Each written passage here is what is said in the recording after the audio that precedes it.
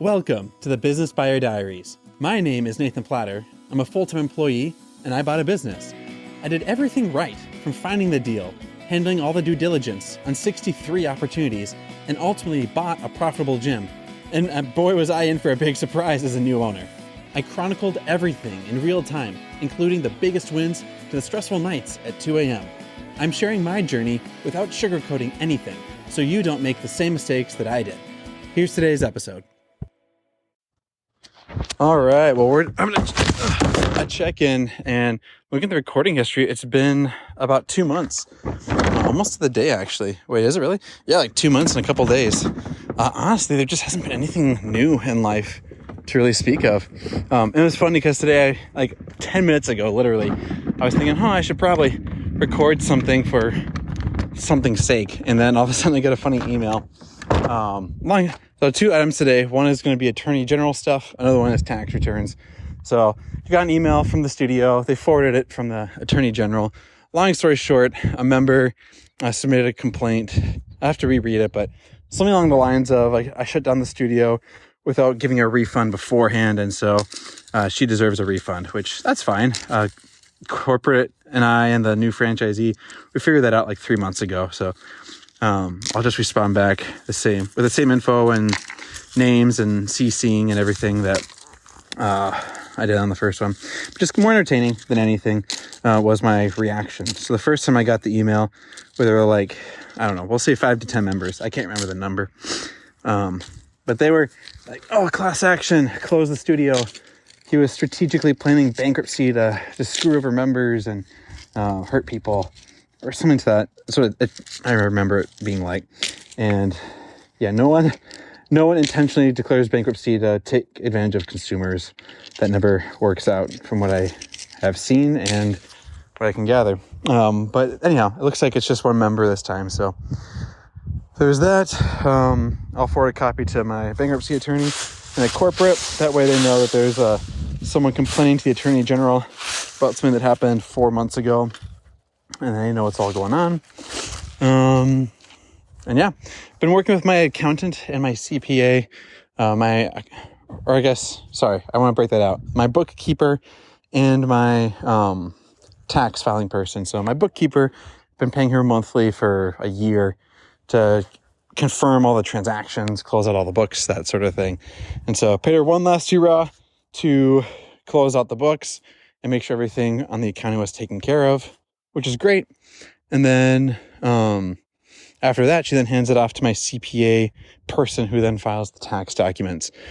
So that person's handling the personal and the business returns to make sure we didn't do anything wrong or incorrectly. So she's working with all the info that we gave her. And obviously we give her only the truth so that she can file that accordingly.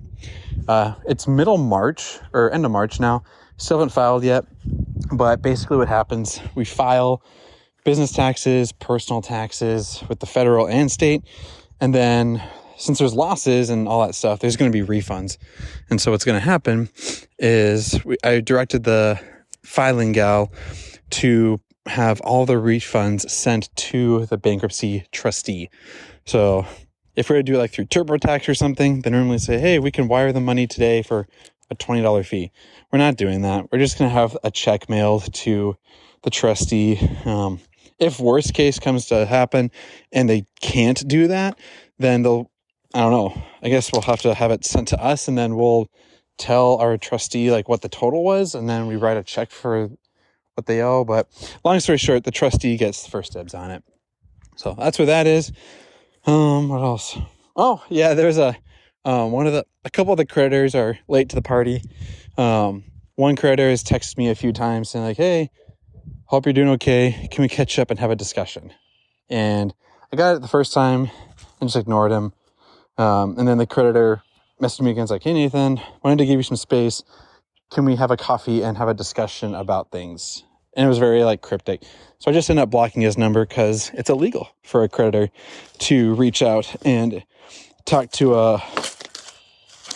I'm a debtor. Yeah. So anyhow, that was kind of weird. Blocked him for his own sake. If he reaches out again, and wants to escalate tension, I'll just remind them that you can't be doing that. And so I have no idea if you've been reaching out to me a third time or beyond. So I haven't taken any action yet. Just going to hope that that creditor goes away for their own benefit. A couple other creditors have reached out and said, like, hey, LLC owner, you still owe money for this thing or that thing. And they got mail already saying that we declared bankruptcy. And so now those accounts are in collections. Collectors are now saying, hey, you need to reach out. And my response is always like, sorry, my attorney name is this, discharge number is that. All communications should be through writing, certified mail, and please send to my attorney. Thank you. Have a nice day. And that's the end of it. So just more annoying. I'm probably getting reminded of the bankruptcy maybe like once a week at this point. But it's like a 5-minute thing. A final takeaway, which is kind of encouraging for the entrepreneur that's getting off the ground. For that first time where there was the attorney general complaint, all the members saying like this was a planned thing, this was colluded, this was an attempt to swindle consumers. There was like 5 pages of like screenshots of like the email of the closure and all that. That first one like really rattled me. Like your stomach clenches up, you feel really stressed, you can't like sleep that well. And it really rattles like I'm a bad person, I hurt the world, I'm a destruction to humanity. You get all these thoughts and then like you send your response and then nothing happens. Like it's like a toothless wolf, basically.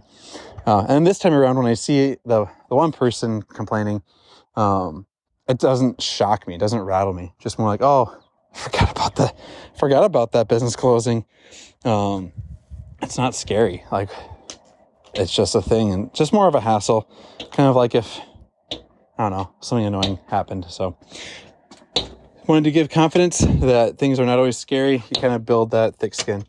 And that's the end of that. So that's the updates. Just finishing up some creditor stuff, tax filings, and then one person is 5 months late to the attorney general party. Nothing new beyond that. That's where we're at. That's where we're going. Let's rock and roll. This has been another episode of the Business Buyer Diaries. Subscribe so you don't miss the next episode. I hope you're realizing that business ownership is no cakewalk. Check the podcast notes for a link to the DIY due diligence program, the complete list of show sponsors, and for media inquiries. Music written and composed by Wes Schrock. I'm your host, Nathan Platter. Join me again on the next one.